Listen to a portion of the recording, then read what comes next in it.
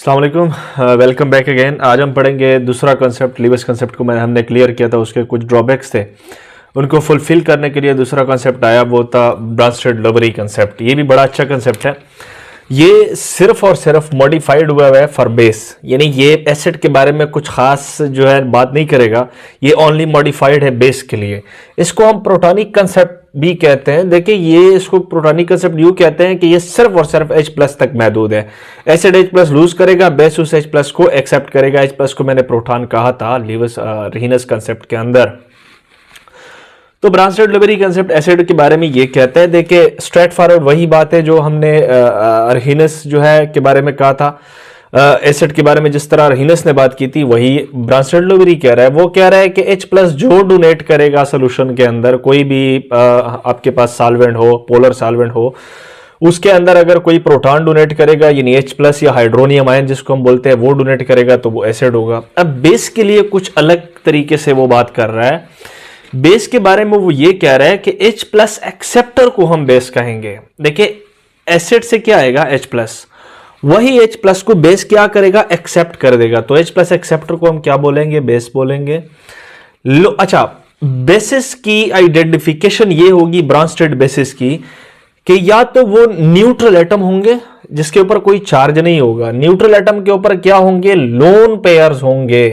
क्या होंगे, lone pairs होंगे। जैसे कि NH3 के ऊपर तो नेगेटिव चार्ज नहीं नजर आ रहा ना, लेकिन उसके ऊपर डोनेटेबल लोन पेयर मौजूद है। अमीन के ऊपर, इसको मिथाइल अमीन भी बोलते हैं, इसके ऊपर भी नाइट्रोजन के ऊपर लोन पेयर मौजूद है।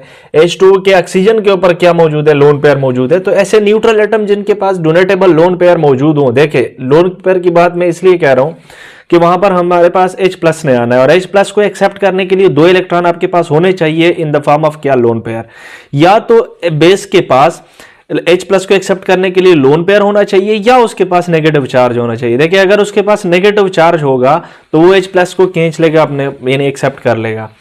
यानी बेस की, ब्रांस्टेड बेस की आइडेंटिफिकेशन ये है कि या तो उसके पास लोन पेयर हो या उसके पास क्या हो, नेगेटिव चार्ज हो, तभी जाके वो किसको एक्सेप्ट करेगा, H प्लस को एक्सेप्ट कर सकता है। जैसे कि फॉर एग्जांपल क्लोराइड आयन हुआ, फ्लोराइड आयन हुआ, अमाइन आयन हुआ, एटसेट्रा वगैरह जो है हमारे पास बेसेस हैं, किसके, ब्रांस्टेड बेसेस हैं।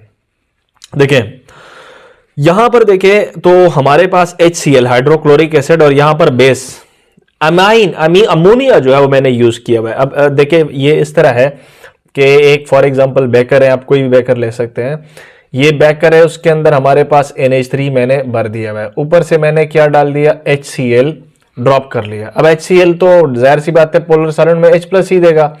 अब वो H प्लस को, उस H प्लस को कौन एक्सेप्ट करेगा, NH3। देखिए, NH3 के पास क्या मौजूद है, H प्लस एक्सेप्ट के लिए एक लोन पेयर मौजूद है।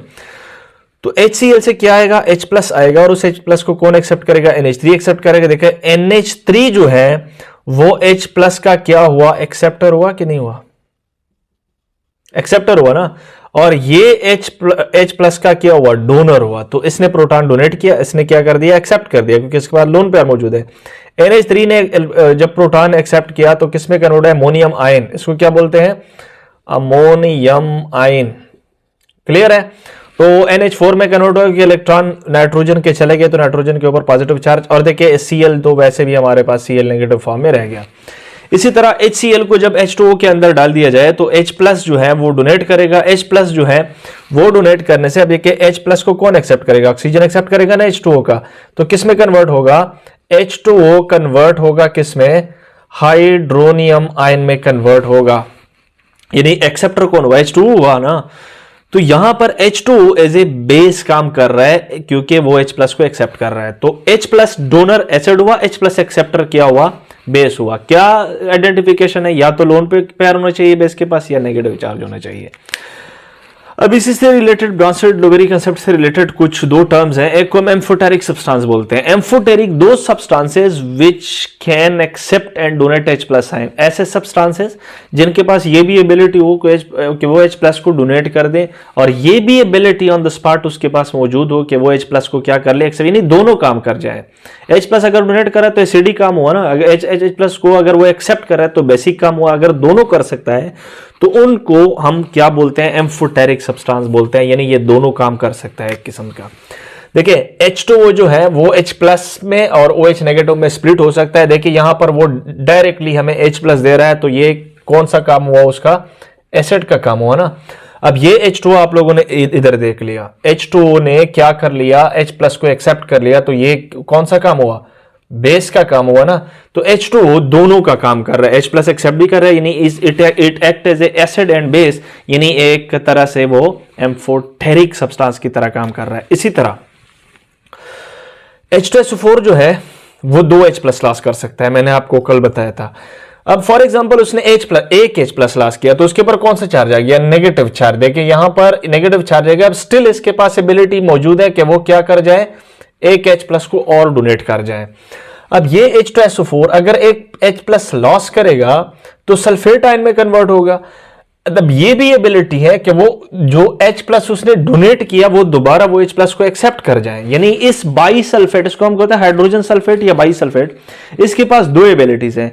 एक तो H प्लस डोनेट भी कर सकता है और दूसरा वही H प्लस जो उसने लॉस किया था वो एक्सेप्ट भी कर सकता है। तो ये भी किसका काम कर रहा है, एम्फोटेरिक सब्सटेंस का काम कर रहा है।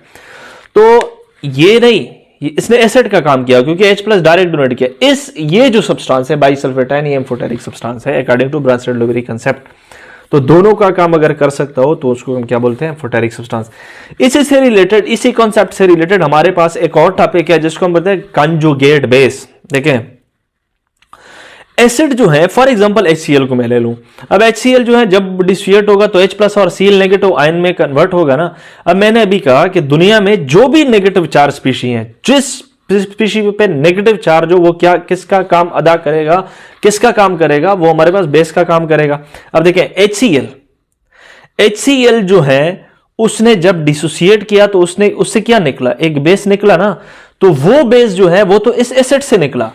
तो इस एसिड का यानी हाइड्रोक्लोरिक एसिड का बेसिक पार्ट क्या हुआ, Cl नेगेटिव, और वो Cl नेगेटिव कंजुगेट बेस कहलाता है। किसका, क्योंकि निकला किससे, HCl से निकला है ना, तो उसको कहते हैं कंजुगेट बेस ऑफ HCl। इसी तरह H2SO4 को जब हम डिसोसिएट करते हैं तो उसे 2H प्लस आयन निकलते हैं और दूसरी तरफ सल्फेट नेगेटिव आयन भी निकलता है। अब सल्फेट आयन जो है उसके ऊपर नेगेटिव चार्ज, कोई भी दुनिया में नेगेटिव चार्ज स्पीशी बेस है, तो वो बेस किससे निकला, H2SO4 से निकला ना।